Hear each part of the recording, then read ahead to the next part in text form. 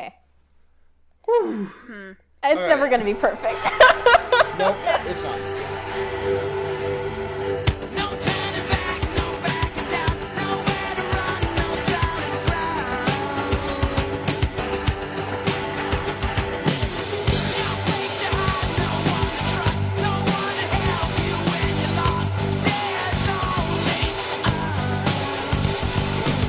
Humans and light years, hold your and taxons if you've managed to find some earbuds. Welcome to the Wonder Years for all your Animorphs rereading and eventual rewatching needs. I'm Sarah.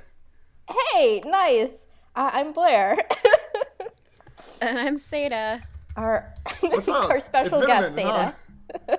Yep, that's No. me. Literally no time has passed is the thing. We exist in a quantum Yeah. state. You guys are the weird ones. The listening audience are the weird ones. Right, yep. We're just doing... Yeah, this is actually going to be the fastest we've ever released 2 episodes. I wasn't gonna say anything about it because I was worried I was gonna make you feel bad. Oh, you definitely would have. I already do. No, it's We fine. love and cherish you, Seda. Seda, we love and cherish you, and I very much appreciate the fact that you do the editing for this podcast. And Yeah, I don't need positive enforcement right now. I feel pretty shit, so that's fair. I will maybe hit you up for that when I have a little bit of distance from this. Regardless, reasonable. though, it's been so crazy, at least in my life, because I'm sitting in an apartment that I just moved into 2 weeks ago with no internet for 2 weeks. So the chaos is real. It's infected our lives, and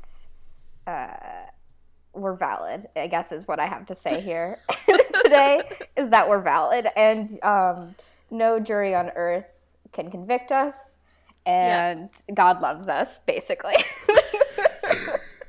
It's like to the point where, so we were supposed to start recording at 8, and then at 7:45, I was like, having already confirmed that I could do this at 8, at 7:45, I was like, hey, y'all, I just realized I didn't read the book. Which I don't know how that escaped me. I don't know how that happened. I don't know how that happened. I mean, it kind of happened to me too, because I woke up this morning realizing I hadn't read the book, and then I'm like, oh no, I work for 8 hours. So I had to, again, download one of those audio record, like the text-to-speech sort of things.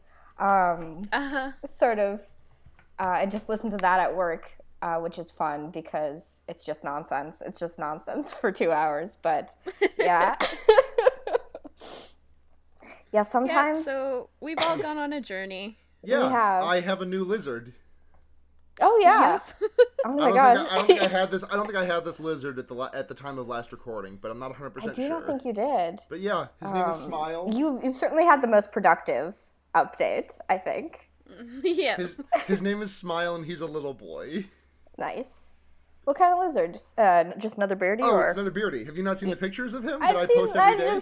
I don't know lizards. It's just like, oh, it's a lizard. So I'm like, it looks like a lizard. I couldn't tell you the difference between lizards. It's all lizards, baby. What else? My parents got a puppy, and it made Seda cry.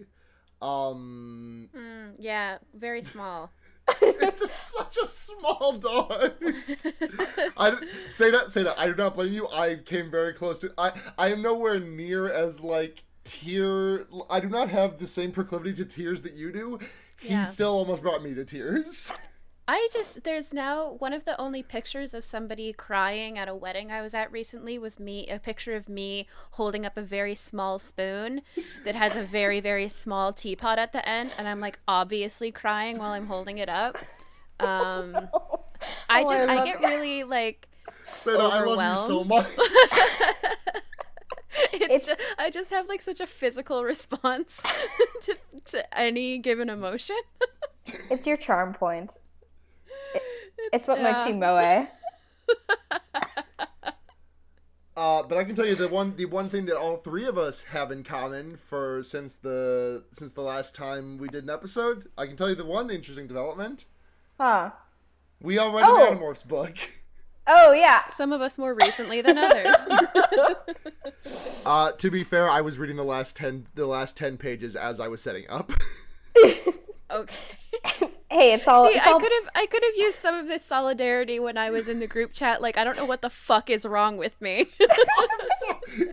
I was finishing it up, and then I got that text, and I was like 20 pages out from the end. I got that text, and I got that text from I was like, oh cool, I can just wait to finish the last 20 pages. I'm gonna play Celeste for a little bit, and then I got the text that was like, hey, all set, and I'm like, oh okay, cool, let me set up.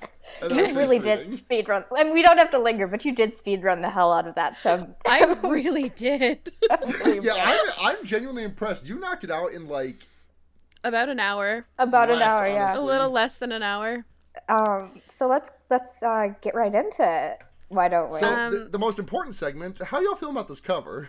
I love this cover because the tiger's got a little belly on him. That's like it's chubby. Yay! Let me look directly at the tiger belly. I also just like Jake's like neon green ass like DVD cover of a Christmas movie fucking shirt. Hey, oh yeah, I was gonna be like, hey Sarah, what kind of Christmas movies are you watching where this cover looks like the DVD cover of a Christmas? But I'm sure both of you saw that tweet going around. That's like that the fucking what's the website where you Hallmark? log movies? Letterboxd, yeah, the Letterboxd thing that's just like Christmas movies with heterosexual couples wearing red and green shirts on the cover. Yeah. And it was like at least 80 movies long. Heterosexual people be like, can't relate. Cannot relate. I love the expressions on number 1 and 2 of this cover because Jake's got kind of that like accidentally made eye contact with you on the street smile going on. He's making the polite cat face. He kind of is making the polite cat face, and then in the second one he's just going ah. Oh, that boy loves to yell. That's my internal reaction to making eye contact accidentally. But I do just like how it's just like it just goes from yeah, very good. God, I also love how like the hair is still kind of there on the fourth picture, so like it kind of looks like a tiger wearing a toupee. It does look very much like that. It looks like someone's persona is what it looks like. So it does, and this is my persona from an alternate universe where I never realized that I'm a girl. This looks like a office worker persona. Yeah. It looks like the persona of someone who's in accounting, for sure. Yeah. Oh, absolutely. Slap some like thick-rimmed glasses on that tiger's face. You've got like Greg down in accounting down pat. For sure. Oh my god. Anyway, this fucking book kind of sent me a little bit, I have to say, because this is another Ellimist book. Sure is. Which are always the craziest. At least plot-wise, they're always the craziest. Wherein the Ellimist is like, hey, I'm versus this dude. I've got a thing with this dude.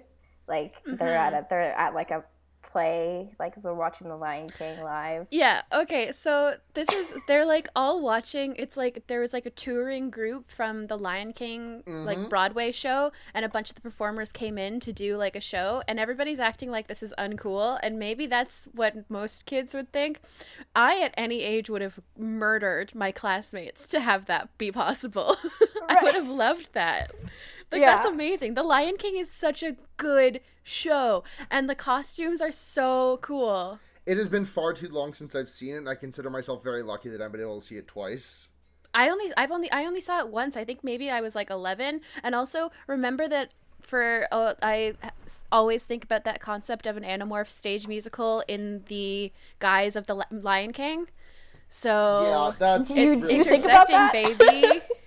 Yeah, I'm sure I've mentioned it. I think about it all the time. Yeah, Sarah has definitely mentioned it. Maybe, was it pre me being back on the show? I don't know. Potentially. Maybe. Potentially. It's just It's a something very that I strong think about all the concept, though. time. Yeah.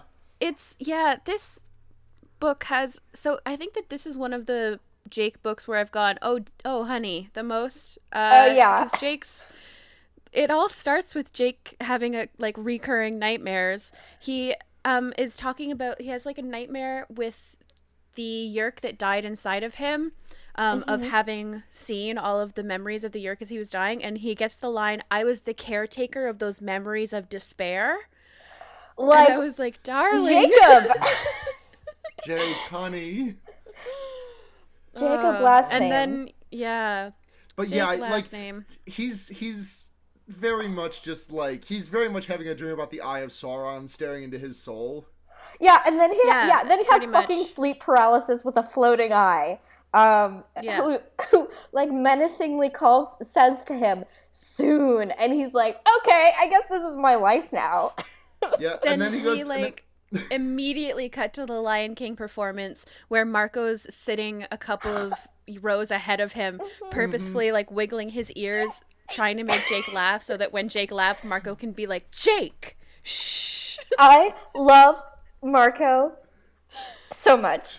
Marco had some good shit in this book. He really Marco did. was firing on all cylinders in this book. Yeah, absolutely. He can wiggle his ears. God. He can wiggle his ears. To comedic ends. I love him so much. Hey, not I to really be feel like he controversial, must but practice that. Sun boy allowed. Sun boy allowed. He's doing it to the beat too. Oh, absolutely. Like 100%. I mean, I think that's canonical. Not only is he doing it to the beat, but this is me ascribing too much to Marco, but like I feel like he may have seen The Lion King somewhere before. Or at least wanted to. Maybe not. Maybe he didn't get a chance to because of his dad, but like I think he may have wanted to have seen it. He's like, oh fuck yeah, but he's like playing it cool, like cool, Lion King. I like that. Do you think Marco likes musical theater? And if yes, how much? Because I'm saying yes in a lot. Marco is a theater kid, and the only evidence we have against that is that we have not seen him be invested in theater, because he is, for all intents and purposes, a very much a theater kid. I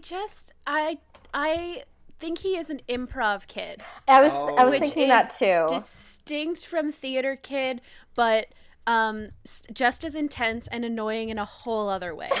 Yeah, I think he's an improv kid, in practice, but like a theater kid, like in media he definitely consumption. Plays like sure. You know? I don't know. I feel like I don't know if how I think of him thinking of musicals. I think that he would like to be in them, but wouldn't necessarily like to consume them. Sure. Well, because he just likes attention on him. Yeah, he would love to play all the like comic relief characters. I'm casting him in my head in all of the musicals I've ever been in, and it's a really good time. Speaking of time freezes. Oh yeah, because the fucking Ellimist is here. Jake, the smartest man in the room, like everyone around him realizes what's going on, and then like, oh yeah, Marco's like, yeah, it's probably him again, and Jake's like, who is it? I love him, and he's the leader.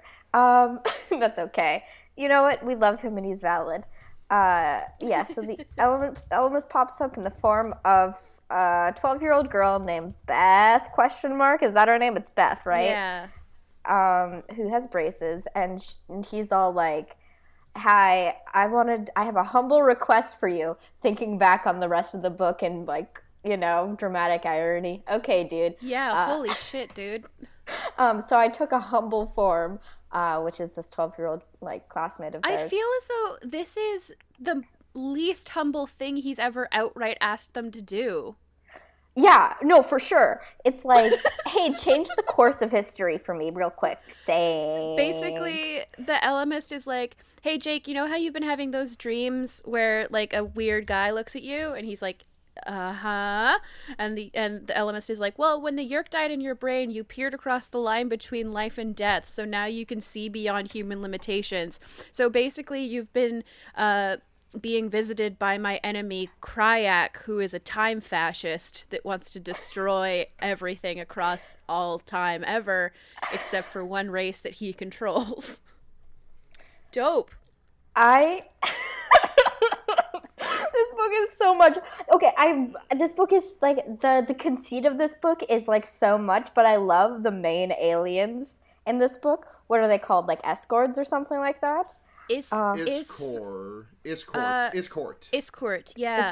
Oh. Escort. Yeah. Escort. Yeah. But that's the pun, I'm pretty sure. But yeah, they're escorts. They're wild. They're so funny. There's a moment here where Jake is talking about like all the other shit the Ellimist has done. And one of the things he brings up is Elfangor being brought back in time but also being Tobias's dad. So I guess they know that he's Tobias's dad, but I think this is the first time it's been brought up in the main series. Is that right? I think you are right. I think it's the first time it's been brought up by someone who is not. I think it's the first time it's been mentioned by someone who is not Tobias. Yeah. Okay, because it's an insane way for the audience to get introduced to this knowledge if they only read the main series. Right. I couldn't remember. Yeah, basically there are going to be chess pieces in this cosmic war against the Kryak, where the Ellimist is like, you're going to be my 7 warriors, and they're like, we're only 6, and then they learn that they're supposed to fight the race called the Howlers, which I did not remember, but they were the aliens that destroyed the Pemolites, who were the ones who created the Chi. Okay. Yes. Which is I don't Erek. know if they were mentioned by name when we first... Like, I remember that specific thing being mentioned. I'm pretty sure they were. Their name did ring familiar. Yeah. I know. I only remember that because later someone's like, who are the Howlers? Oh, yeah. And it gets explained. And I was like, oh, yeah. Also, Cassie says the word fuck, and I'm very proud of her. Well, she's implied to say the word fuck. She says the word fuck. Not textually, but yes. Specifically, the line is, that's 6, Cassie said. He needs 7. We're just 6. That's not what he means, is it? The Ellimist said nothing. Cassie said a word I've never heard her use before. Then, you want us to be your champions? So, Cassie says fuck. Let Cassie say fuck on screen. Don't bleep her out. She's a woman with her own verbal autonomy, and she deserves to say fuck, even if she is 12 years old. I've been rewatching a lot of Monster Factory lately while I go to sleep. So first of all, it made all of the aliens really hilarious because I could only think of them as like spore creations.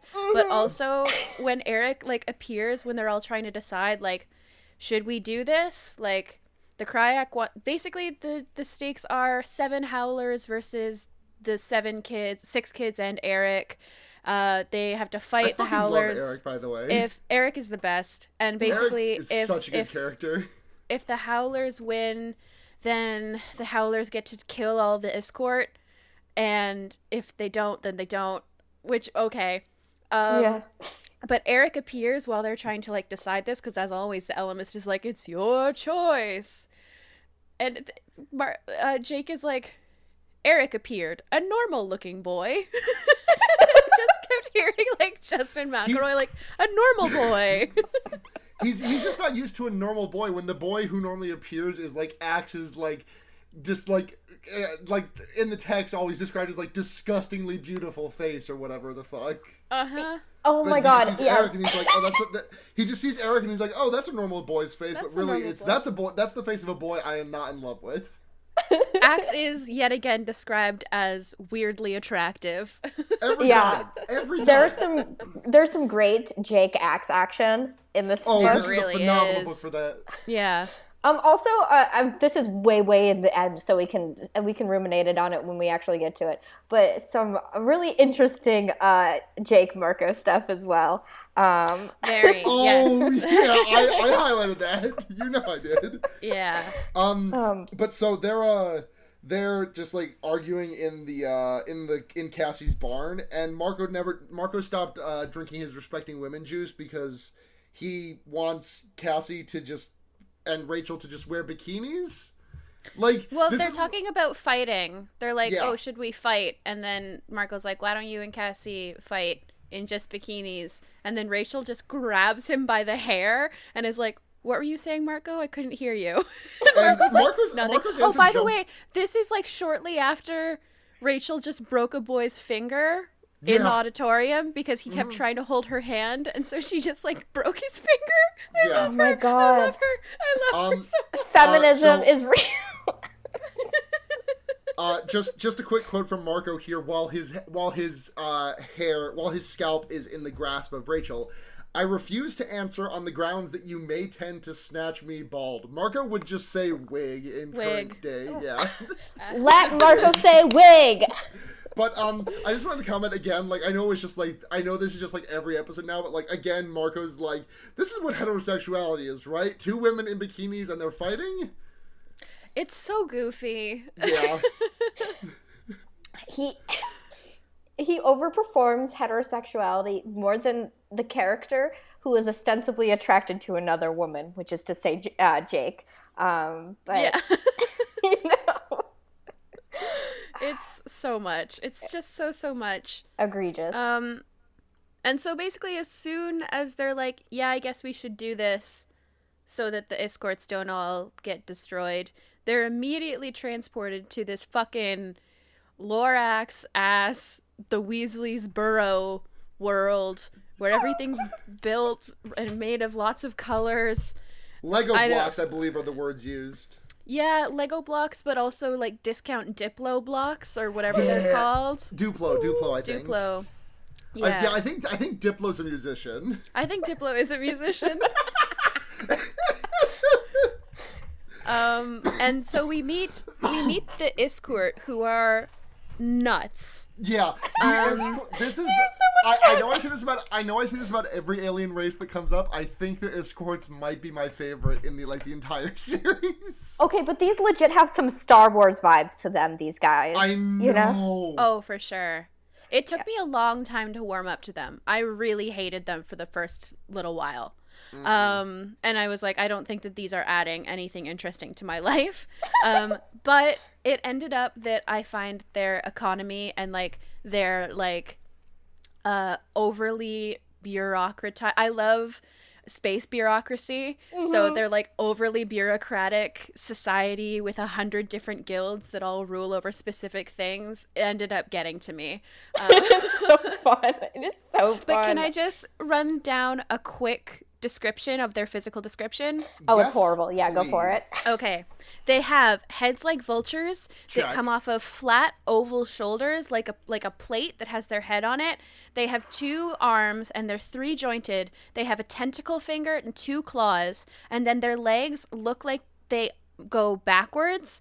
They're thick. They've got a prehensile toe and 2 claws. Their torso is made of a thing that while they're moving or talking sounds like it moves like an accordion and emits a whine that sounds like Fran Drescher. Specifically Fran Drescher on the nanny, just to be clear in case you needed that This is clarification. a procedurally generated alien. It's wild. There's a great moment where immediately Rachel's like, you know when you meet someone and just hate them, and Cassie's like, no. And then Cassie says, I didn't until now. Yeah.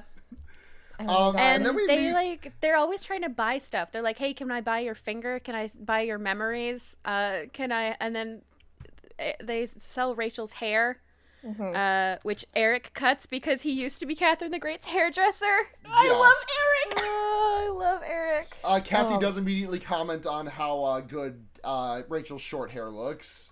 And can I just say, sure. Rachel with a bob is kind of like an amazing concept. I'm just thinking about it now. Yeah, it's good. Yeah, I think that this is one of those things where at first she's gonna be like, oh no, my hair's so short, but then she's gonna realize that it unlocked her true power. Yeah. Just hell yeah. As if we were ever gonna get a scene where Rachel cut off her own hair with a sword, you know?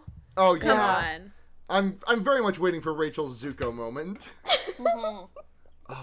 But getting a robot to do it is almost as good. we meet. Yeah, that's great. We meet my new favorite character. Oh, are you talking Okay. Guide?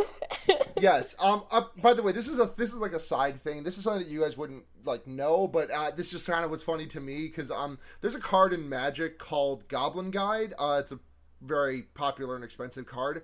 But the reason that I bring this up isn't because the word guide is in the name, but also because the flavor text is a quote from the Goblin Guide in question. And it rang very much like this to me. And the quote is, "I've been all over this world. I even remember some of those places." Yeah. Oh, I hate Guide. You hate Guide. Him. I mean he's like a stupid shithead, but like I feel like I see the appeal. Kindred like spirits. I understand it. Like I could see a universe where I would have at least enjoyed him as a character, but I just didn't, and that's fine. Yeah, you know what? It's extremely fine because I, on the other side of that coin, I totally get where you're coming from, and could have been easily rubbed the wrong way and been I get where you're coming from, Seda, but like I think that there is something in me that is just like preternaturally bred to just love this kind of character. This kind of like almost this like fast talking like side character who gets swept up in all of the action, and he's just like being dragged along by like his fucking arm for everything just because he got wrapped up with the wrong people, and he's just no, but he's more of a tour guide. Is the thing is what I kind of was. I don't think he's getting dragged along at all. If anything, he's dragging them along. Later on, he kind of is because he can make lots of money off of them.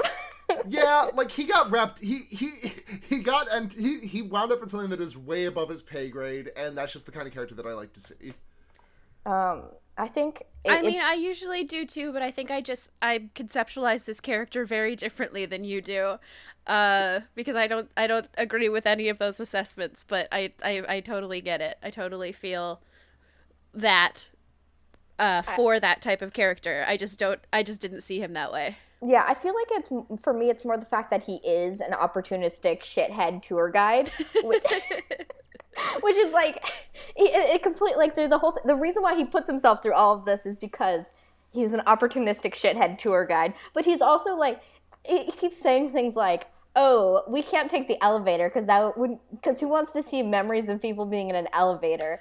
And I'm like, that was the point at which I admitted that I liked the species, because before then I was kind of like, and then that's when it all clicked for me. It was because this whole time they're talking about buying memories and selling memories, and then the kids are all like, there were elevators this whole time, what the fuck? And he's like, well, like, it's not as scenic. Who's gonna buy the memory of an elevator? And I was like, okay, I like this species. This is a good species. Yeah. But so they run into a howler, pretty much right away. Mm-hmm. And they end up fighting in their human bodies, and it's really funny because Jake's like, I've been in more fights than I can count. I'm not very good at throwing punches though, because usually I'm an animal. And it's like, oh no. And the howlers basically sound like they're the Thing, but obsidian with a rotating plate, like at the waist, and wearing a lot of belts with a lot of guns. Mm-hmm. Does that sound right? I think I completely missed the description of them, so they were kind of just a black void in my mind whenever anyone was talking about them. So that sounds about as right as anything else.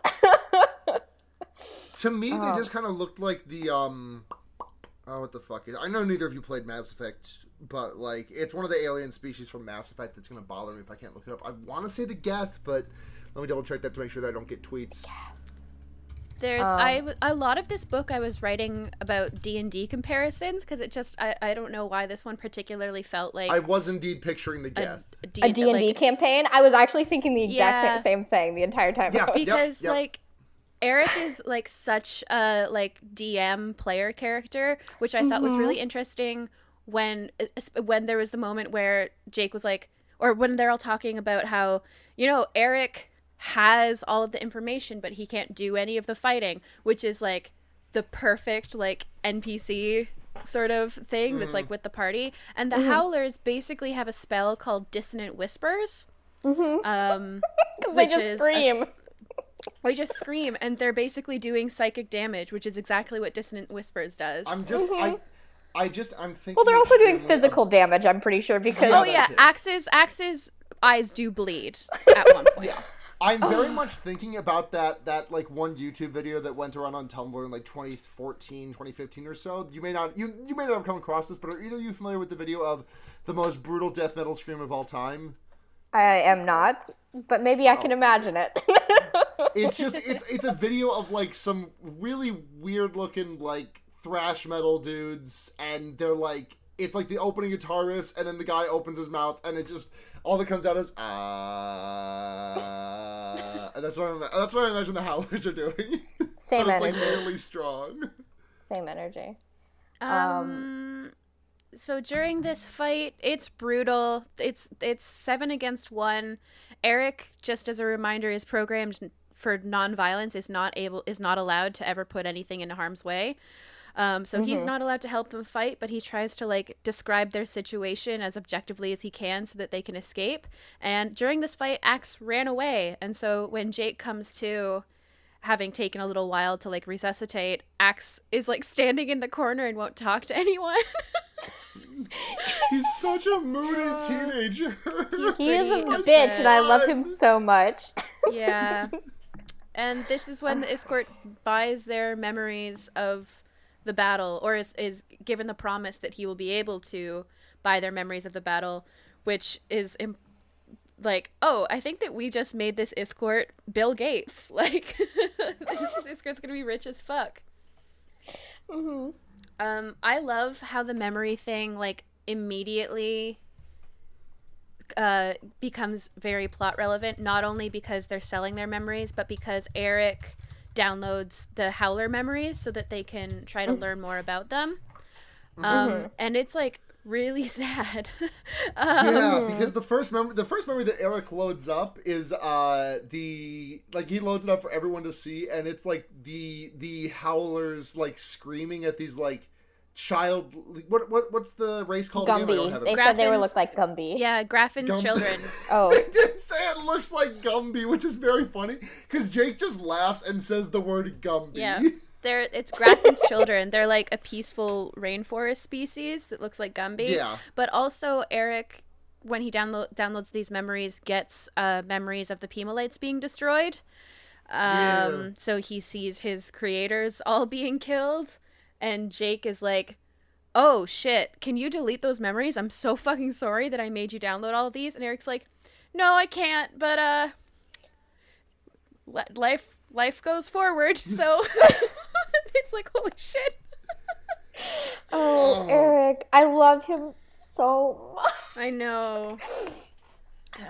They keep talking about how like, Jake keeps mentioning like, oh, I wonder if this exposure to humans for all these years, like, it gave him like these sort of like, despite the fact that he's an android, like he's super expressive anyway. And I was just like, I love robots so much. I know. And this is pretty much where we get Jake using Axe's full name, because he's in trouble. Because the Owlers find them, and they all like turn into flies. Sorry.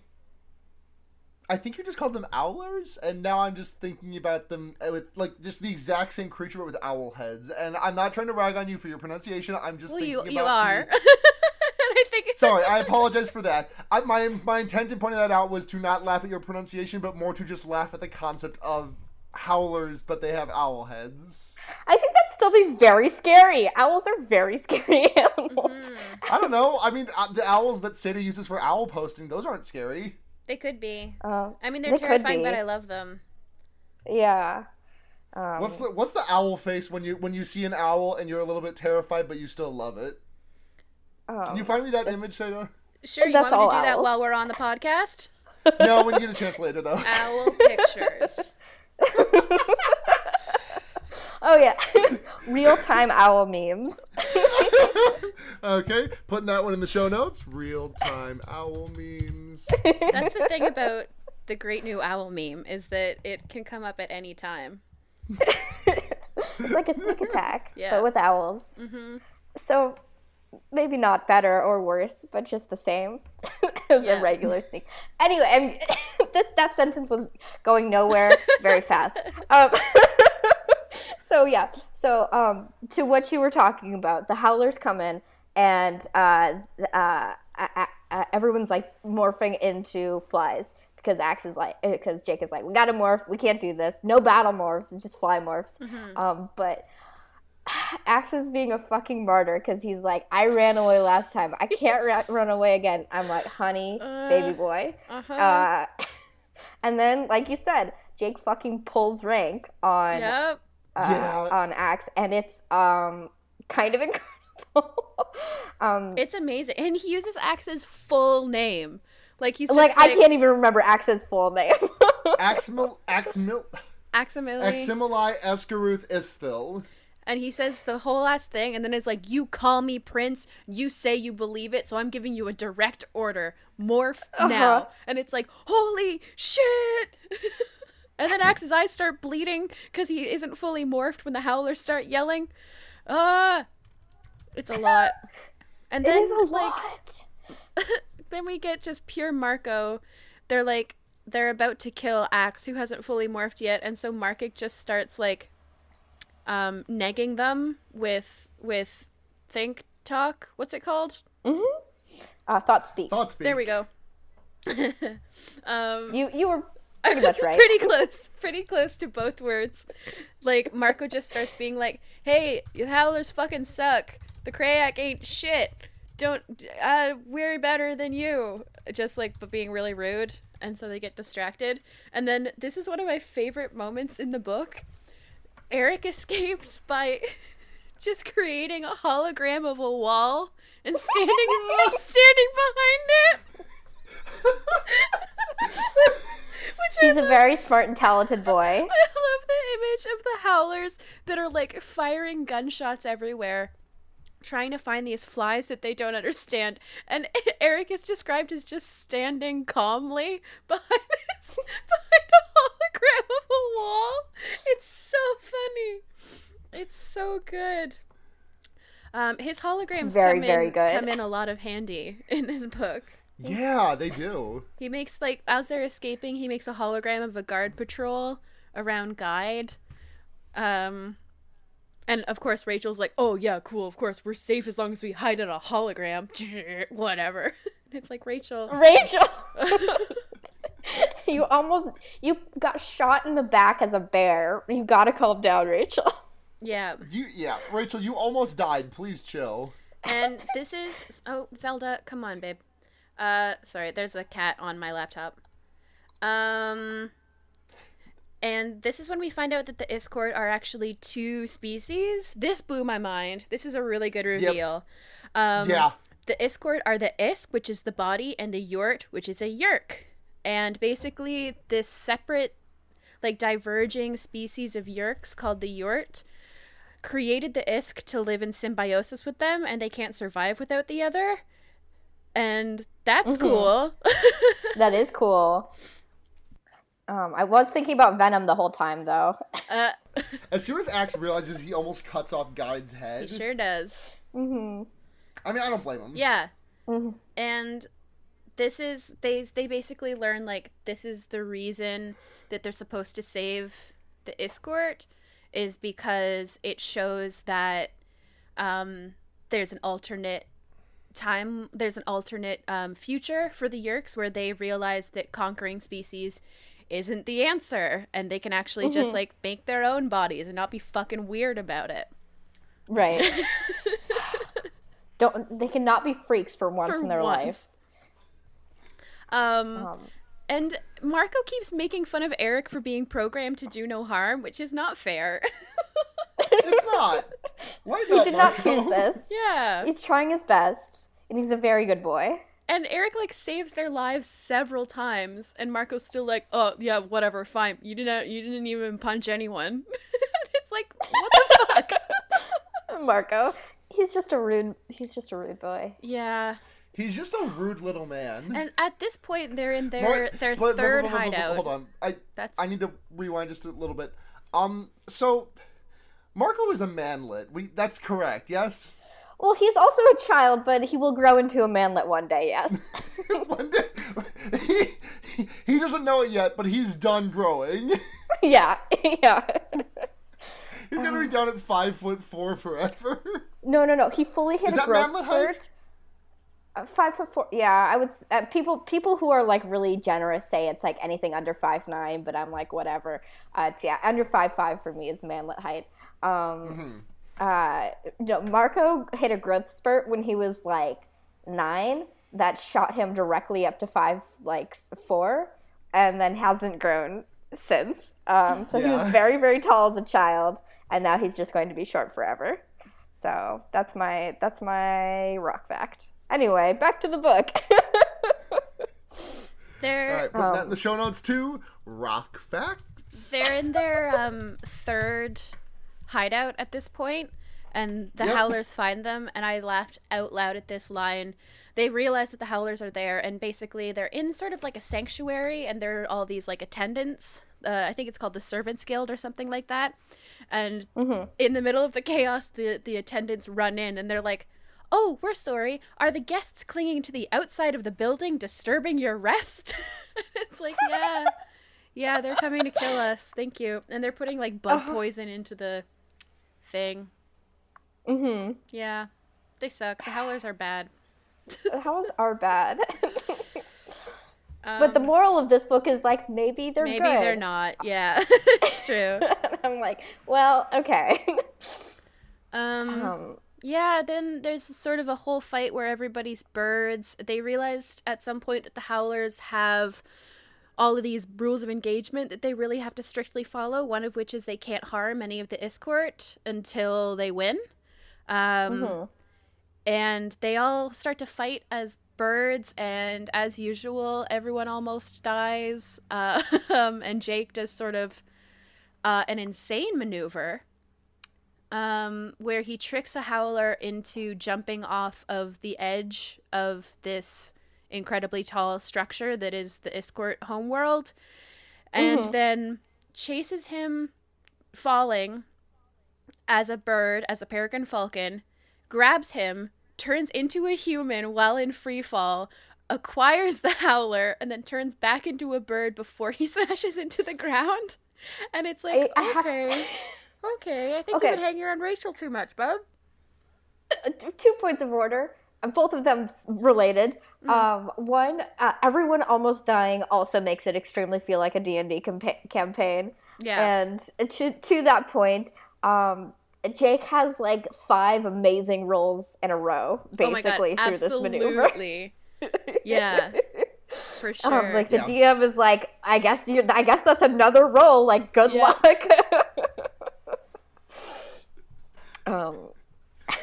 Anyway, so he kind of like, so the Howler dies because like of the impact of it. Jake turns back into a peregrine falcon and like reconvenes, I think. Yeah, he sort of wanders aimlessly for a while, and then Tobias finds him and is like, "Hey Jake, is that you, or is it another peregrine falcon on this alien world?" And Jake's like, "Haha, it's me." Let the boy make jokes. Let him make jokes. And then they meet up, and there's a smooch. And then Marco, my fucking son, my dipshit idiot son. So Cassie and Jake kiss, and it's very sweet. And then Marco's like, "No kiss for me." It's like 3 seconds later. That's a good joke, Marco. That's a very good joke, Marco. Marco is that guy to his Where's my roommate, hug? like, wouldn't it be so funny if we started making out right now? I'm straight. Yes, absolutely. He does a lot of like, in his like first couple years of college, does a lot of allying. That's like, oh yeah, I don't know, Jake, I think it would like really show those like anti-gay protesters if we just like kissed in front of them and like put it on our Instagram stories, because it would like totally own them, you know? And they'd be like, ew, and we'd be like, doesn't even matter. Jake's like, yeah, but I'm straight. But I'm straight though. Oh, I love him. Yeah. This was another moment where I started to really like the escort. So they're in this like big warehouse that's full of like broken down carnival rides or something. And Jake is like, oh, is this abandoned? And Guide is like, no, it's not abandoned. The Worker Guild just refuses to work here until the Guild of Superstition and Magic certifies that it's free of the spirits of fictional characters. Because it turns out that a lot of the quote-unquote simple folk believe that fictional characters are at least partially real and have spirits that are essentially poltergeists, which is amazing. And so the workers like don't want to go in because they think that the spirits of fictional characters are haunting the place. So the Guild of Superstition and Magic has to be like, nope. The spirit of Donkey Kong is haunting my bathroom, so I have to poop in yours. Yeah. Yeah. It's like flavor text that does nothing to further. It's flavor text that does nothing to further the plot, but it's there anyway, and I love it so much. It's so funny. Yeah, I think that's why I loved it, because it like they were already not going to have their final showdown in that warehouse. They had already decided to move, so it wasn't even like a reason for them to move. It was just put in there. Oh, it's so good. And I love Axe picking up gestures from humans. He's described a couple times in this book as like shrugging and shaking his head, which, can they turn their heads or no, Cavalgate? Okay, yeah, I thought the same thing. I was like, Cavalgate, what's the truth? Yeah. So what is the truth? What is the truth? And this is, they're putting their plan together that involves basically using Axe as bait.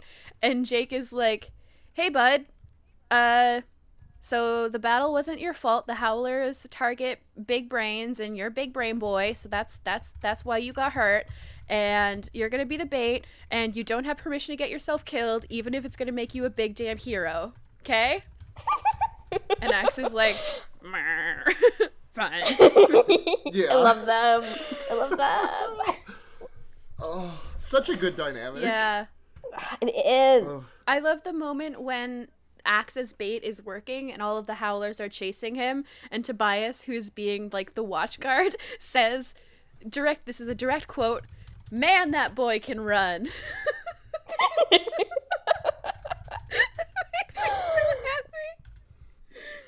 Like, he sure fucking can. Hell yeah. He's got 4 legs. He's got 4 legs. 4 of them. And weak little arms. Yep.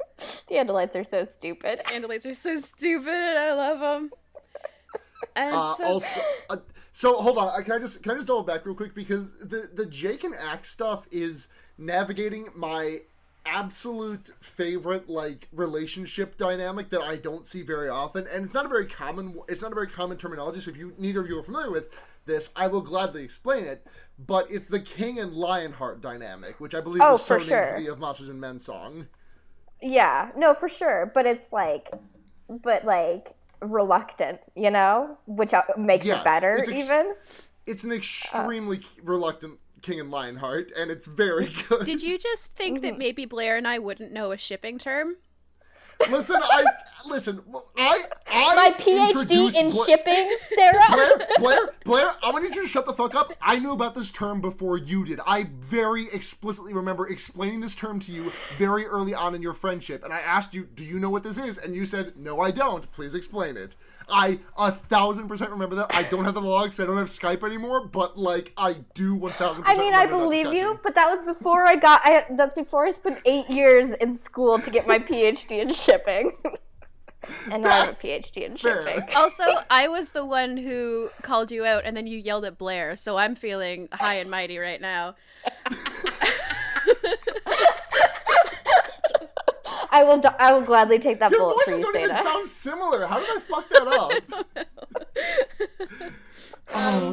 But I reference so much shit that you guys have no idea what the fuck I'm talking about. I kind of just feel the need to preface it now.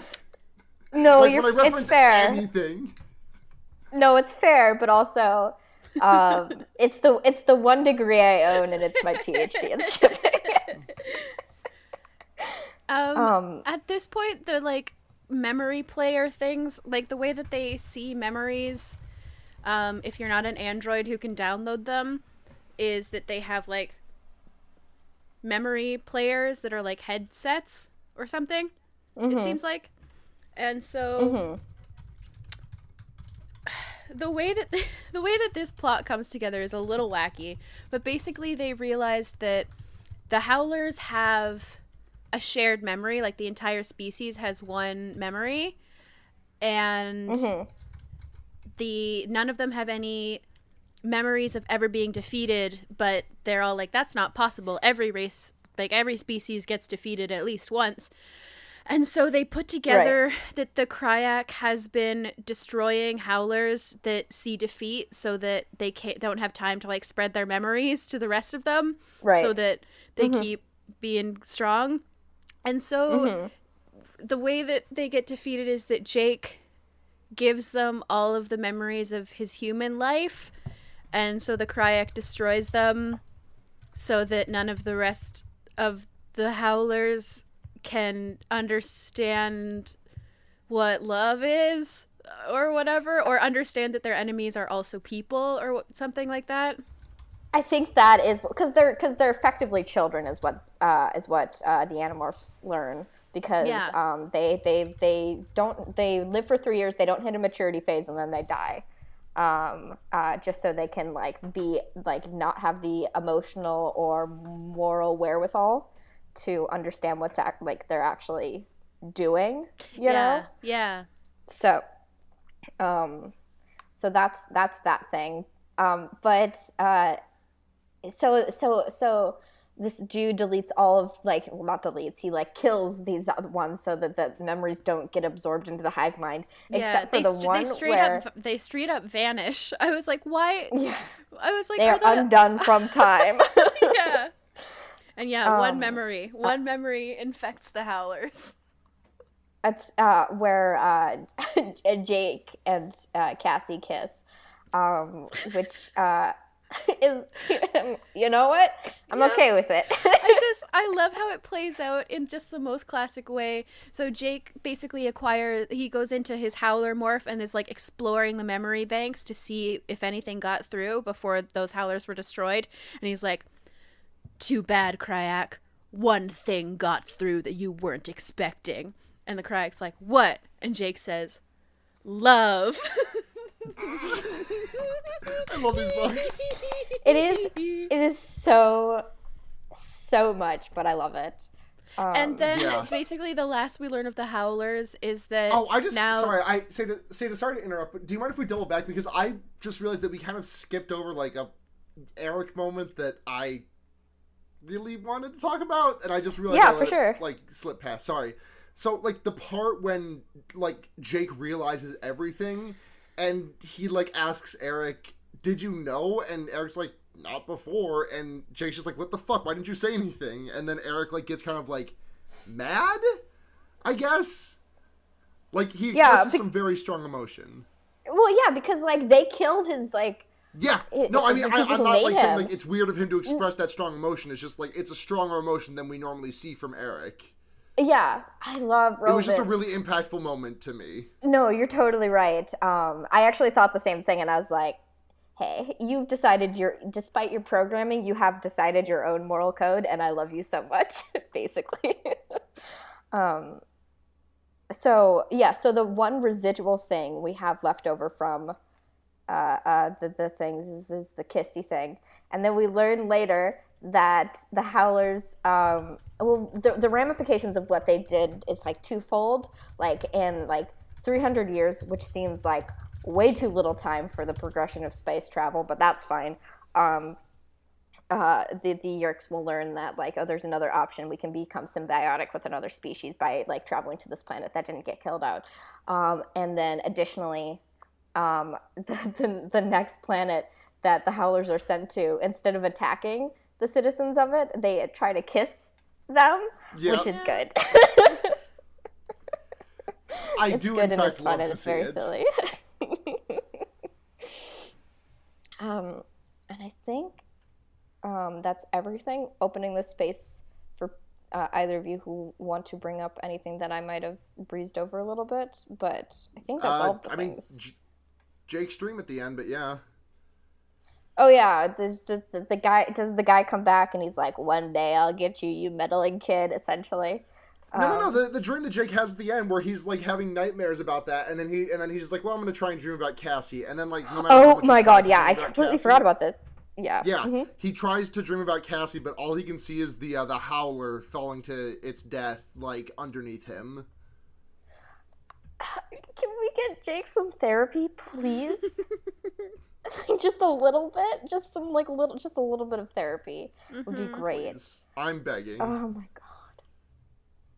So, that's the attack. That's the whole one. I love this book way more than I thought I would have. Usually would love such a combat heavy book. Yeah, that's what I told Seda. Like when Seda was like, "Hey, I haven't read this book, and we were supposed to record in about 15 minutes," and I was like, "Don't worry, it's a combat heavy book. You should be able to breeze through it." And like, it is combat heavy, but like it's still like way better than any of the, like you said, way better than any of the other combat book, any of the other combat focused books. God, I've been completely in a stupor for the last like 3 podcasts I've recorded, like completely out of it, and it's been just like some of the worst fucking work I've ever turned in. And like now I'm fully here. I'm back on the horse, and like my mouth and my body are just like completely betraying me. My brain is here, my body is not. Yeah, you're getting too excited about it. I didn't think about it as that combat heavy. I think because the combat was all like actually good and plot forwarding. Yeah, and also quite brief. Like it was pretty, like it was heavy insofar there was like it was spread out throughout the book, but all of the combat was like a handful of pages, if that, you know. I'm really grateful that this one was a mainline book and not like a special edition, because it's already pretty close to one of those ones that's just like a constant slog because they're constantly on the run, and because they hole up in like 5 different locations over the course of 2 days, and if it had been a longer book, I think that it would have approached some like those like the books that get difficult, you know. Yeah, no, I totally get what you mean. Yeah, like it because it only had like 150 pages to really sit in itself. Everything, the pace was a lot more effective than if it had more room to just like live in the whole like running away constantly, because you know that's, you know, but absolutely. It's got everything, it sprints, you know, it doesn't wait around, so yeah. In short, our expert diagnosis is that we diagnosed this book with good. Yeah, I don't think it's one of my favorites, but no. I did enjoy it. Yeah. I saw a tiger on the cover and I was like, oh, I know I'm in for some good shit. It's weird that of all books they decided this was a tiger book. Yeah, like all that happens when Jake is a tiger in this book is that like he gets his shit rocked immediately. Yeah. But I guess that they didn't want to put the howler on the cover. I mean, they've done that before, though. Like, spoiled like a big, like on the book where Tobias. But they've done it for Megamorphs books, you know. I don't think they've done it for mainline. Yes, books. They have. Blair, on the book where Tobias gets his human body back, it's a bird morphing into a person. Oh, I was talking about just like straight up putting an alien on the book. Yeah, not talking spoilers. I think because the only aliens we've seen are the Andalites, right? No, we've seen Hork-Bajir on a cover. Did we? But on a Hork-Bajir Chronicles, I don't believe so. I think there was I might be thinking of a future book cover that we haven't gotten to yet. Let me go to Richard real quick. I think there have been Hork-Bajirs in like the paper foldouts, which we don't see because we are doing this digitally because we're millennials. Yeah, I was thinking about a book that we haven't done yet. This book is coming in about 6 or 7 more books. We'll get to the one I'm talking about. Interesting. But yeah, I you know what? I'm not disappointed about seeing a tiger, so I think I'm okay with it. Yeah. Yeah, so let's dive headlong into some questions that we got. The one we have. The one we have, which I think is actually a really good question. Twitter user @HeavenlyEvan asks, how does it feel to be on the last non-ghost written book for a while? And not good. I was thinking about it while I was reading this book. I was like, I couldn't remember if this was a ghost written one or not, but I'm glad to hear that it wasn't, because I was like, I like all this this mainline Capelgate universe lore. Like, we don't get the same world building like we would in a different sort of like sci-fi fantasy book, but it's like the little bits of like, oh, this is what's happening in the galaxy, and these just little snippets are just always super good for me. Yeah, it's gonna have to be like, it's kind of, we don't really have much of a thing to compare it against, because she's written, I think, everything that we've read thus far. I don't know if she wrote all of the Megamorphs. I think she wrote all the Megamorphs, but I don't know if she wrote she would have written the Chronicles too, because she's the lore master. But like, we'll see next week. I think I'm not worried, like, at all. Me neither. Because like, ghostwriters in the 90s interested, were, like, I guess, really fucking good at their job. So like, she and her husband, right, still retained like creative control. Yeah, so I mean, they'll probably still have like a hand in it. So I can't imagine it'll change too much, but there will probably be some like small stuff that we'll be missing a little bit. I am curious, mostly. I'm not dreading it or anything, but I'm just curious if it's going to feel different, or if I'm just going to think it's going to feel different. Well, but either way, I think I'm going to be satisfied. You could have told me that the ghostwriting started any number of books ago, and I would have gone like, oh yeah, that makes sense.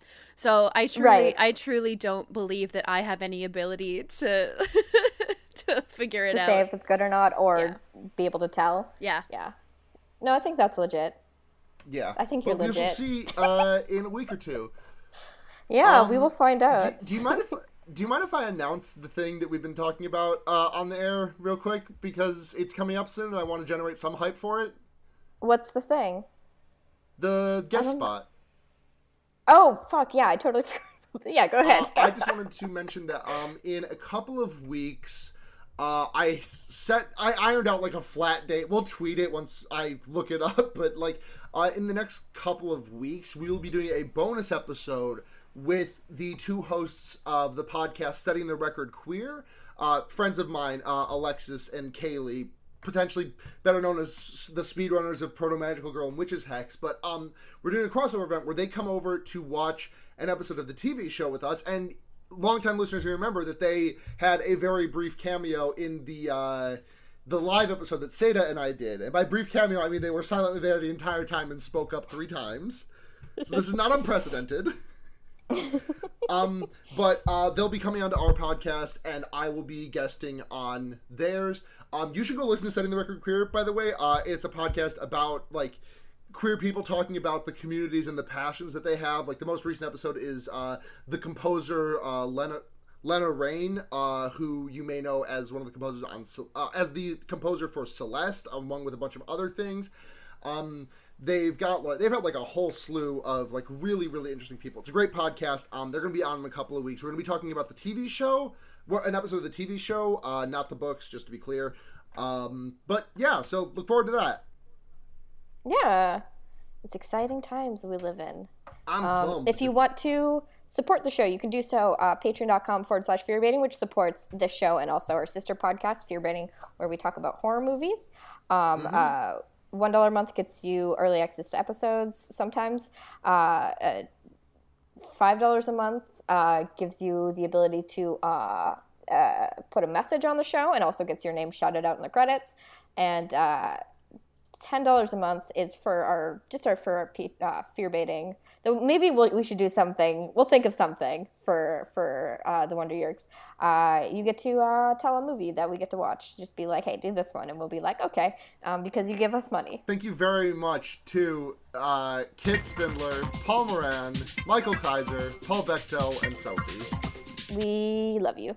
We love you all. If you want to contact the show, you can do so at the Wonder Yerks on Twitter. That's us. Scream at us on Twitter like everyone else does. If you want to find me online, you can do so at BlairKitch on Twitter or blairkitch.tumblr.com. If you want to find me, I'm at SunhatJania pretty much everywhere. On Mastodon, I'm SunhatJania at snouts.online. Twitter is SunhatJania, ZHENYA. Yeah. And I'm on Twitter at nudity with an EA instead of a Y. You can check out my other podcast where I solve little problems with song at Musical Mole on Twitter. And you can find my other music at gaygothvibes.online, or probably by the time you hear this, it's starting to be up on Spotify. Finally. Yeah, super cool. Yeah. There's only about 1,000 really stupid hoops that you have to jump through to do it. You're fighting the good fight, Zeta. It's for fan mixes everywhere. Yeah, exactly. Thank you so much for listening. We will see you again in 2 weeks. Yep, that's about right. That's the math. Yep. But until then, I have been Blair. I will continue to be Sarah. I'm Seda. Yeah, always and forever. And until next time, keep your hand on the Escafil device. Do we do it in tandem? I don't ever know.